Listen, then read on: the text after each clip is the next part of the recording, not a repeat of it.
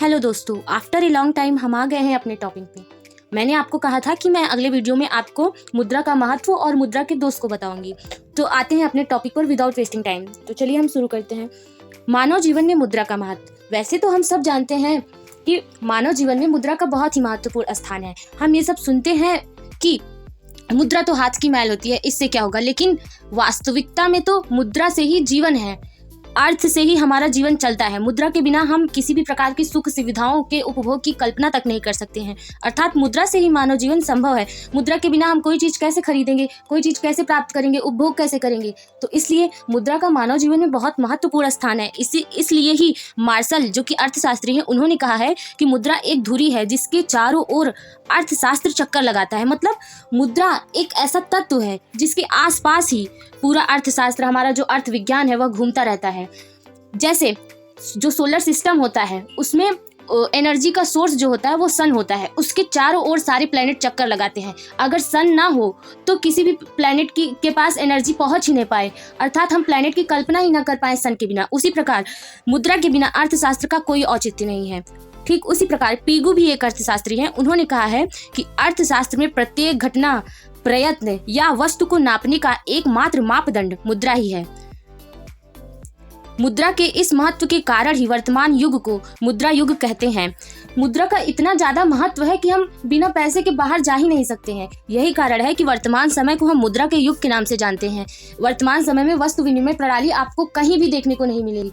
जब भी आप कोई वस्तु खरीदने जाते हैं तो उसके बदले आप मुद्रा ही देते हैं, चाहे वह नोट के रूप में दे या सिक्के के रूप में दे, आप मुद्रा ही देते हैं। अब हम आगे देखते हैं आर्थिक क्षेत्र में मुद्रा का क्या महत्व होता है।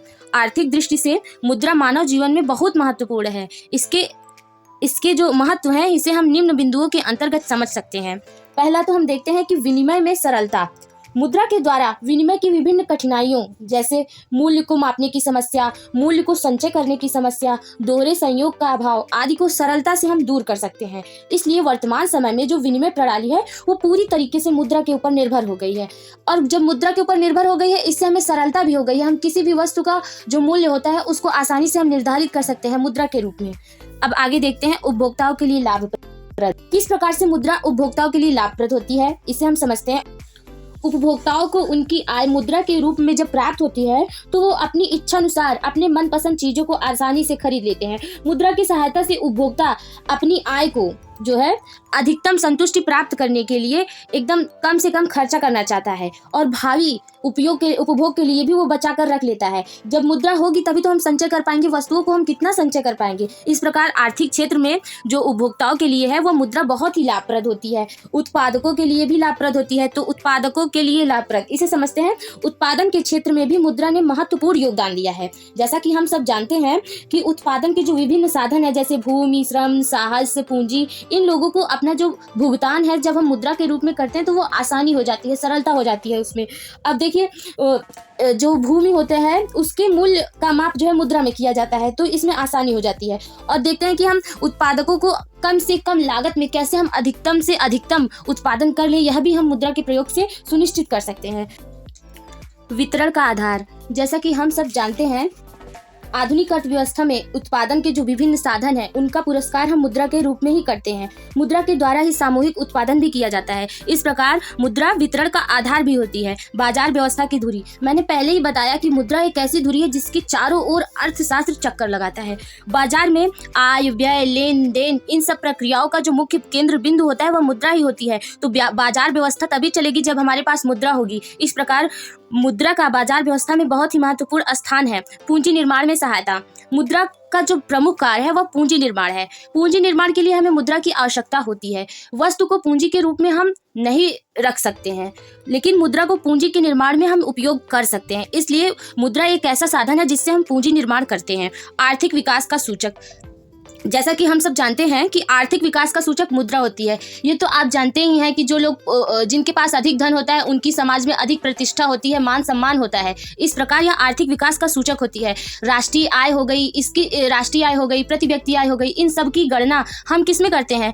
मुद्रा के रूप में करते हैं। इस प्रकार आर्थिक विकास का जो सूचक होता है वो मुद्रा होता है। आई होप आपको आर्थिक क्षेत्र में मुद्रा का महत्व बहुत ही आसानी से समझ आ गया होगा। आगे हम देखेंगे मुद्रा के क्या दोष होते हैं। जैसे हर चीज का पॉजिटिव और नेगेटिव दोनों पहलू होता है, उसी प्रकार जितना हमारे लिए मुद्रा लाभदायक है उतना ही या उससे कम या उससे ज्यादा हानिकारक भी होती है। तो हम देखते हैं कि मुद्रा की हानियां क्या है, उसकी सीमाएं क्या है, उसके दोष क्या है।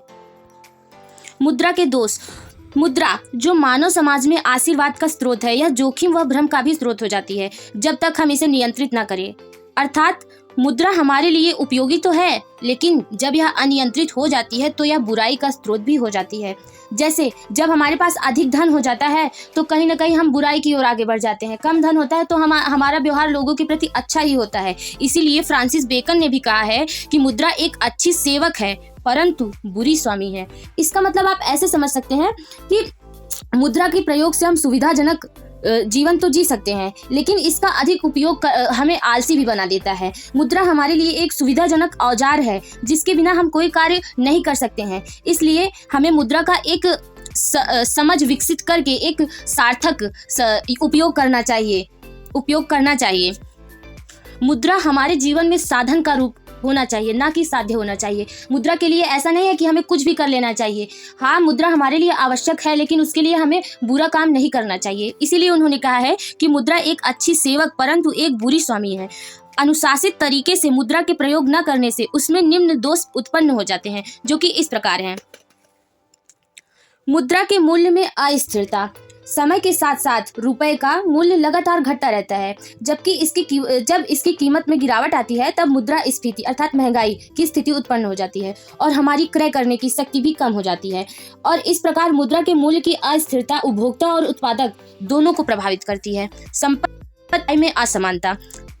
मुद्रा से कैसे संपत्ति व आय में असमानता होती है ये तो आप जानते ही हैं कि पैसा पैसे को खींचता है। अर्थात जो अमीर लोग हैं वो धीरे धीरे, अगर उनके पास मुद्रा रहेगी तो धीरे धीरे वो और अमीर होते जाते हैं, और जिनके पास गरीब हैं, जिनके पास मुद्रा नहीं है, वो धीरे धीरे गरीबी से और गरीबी की ओर चले जाते हैं। इस प्रकार संपत्ति और आय में असमानता होती है। आर्थिक अस्थिरता। अर्थशास्त्र में अर्थशास्त्रियों के अनुसार मुद्रा अर्थव्यवस्था में चक्रीय उतार चढ़ाव का कारण बनती है। जब मुद्रा की पूर्ति बढ़ जाती है तो मुद्रास्फीति के साथ साथ अर्थव्यवस्था में भी तेजी आती है, और जब मुद्रा की पूर्ति कम हो जाती है तो यह मंदी की स्थिति उत्पन्न करती है और इस प्रकार अस्थिरता बनी रहती है। इसे नियंत्रित करने के लिए हमें इसका एक सार्थक और समझ विकसित करके उपयोग करना चाहिए। भ्रष्टाचार में वृद्धि। अधिक धन लालसा में अधिक धन को प्राप्त करने के लिए भ्रष्टाचार होते रहते हैं। भ्रष्टाचार का मतलब होता है भ्रष्ट आचरण। अर्थशास्त्र में धन का लालच किसी को भी हो सकता है, इसलिए वह कोई भी कार्य कर सकता है, वह व्यक्ति किसी भी मार्ग पर जा सकता है, इसलिए हमें धन का अधिक लालच नहीं करना चाहिए। समानांतर अर्थव्यवस्था। जब भ्रष्टाचार बढ़ता है तो काला धन बढ़ता है और एक अलग अर्थव्यवस्था चलने लगती है जिसे समानांतर अर्थव्यवस्था कहते हैं। इसे आप लोग जानते ही होंगे कि जब ब्लैक मनी बढ़ने लगती है और जो इनकम टैक्स ऑफिसर्स वगैरह होते हैं उनको जब इसकी जानकारी नहीं होती है तो इनकी अलग अर्थव्यवस्था चलने लगती है, उसे ही समानांतर अर्थव्यवस्था कहते हैं। समाज में नैतिक पतन। धन के लिए किया गया लालच, भ्रष्टाचार, चोरी चकारी, विश्वासघात और यहाँ तक कि हत्या, मर्डर भी हो जाते हैं धन के लिए। ऐसे अनैतिक कार्य समाज में देखने को मिलते रहते हैं। नैतिक मूल्यों में गिरावट आती है तथा समाज में नैतिक पतन होने लगता है। लोगों में भौतिकतावाद और प्रलोभन बहुत ही ज्यादा बढ़ जाता है। अधिक मुद्रा की लालच धनी वर्ग को निर्धन वर्ग पर शोषण करने को प्रोत्साहित करता है और इस प्रकार समाज में नैतिक पतन देखने को अक्सर मिलता रहता है। जब पूंजीपति वर्ग श्रमिकों के ऊपर या मतलब अमीर वर्ग गरीबों के ऊपर अन्याय, अत्याचार, शोषण करते हैं तो सामाजिक अन्याय की स्थिति भी देखने को मिलती है। सामाजिक अन्याय धन की इच्छा में लोगों को समाज के कमजोर वर्गों का शोषण करने के लिए प्रेरित करता है, जो कि बहुत ही बुरा है। यह समाज में नहीं होना चाहिए। हाँ, धन आवश्यक है, लेकिन इतना नहीं कि हम दूसरे का शोषण करने लगे। हमें अपना जीवन जीना है तो दूसरों को भी उनका जीवन जीने का अधिकार है। तो इस प्रकार आज के लिए बस इतना ही। मिलते हैं नेक्स्ट वीडियो में, तब तक के लिए स्वस्थ रहें, सुरक्षित रहें। Thanks for watching this video.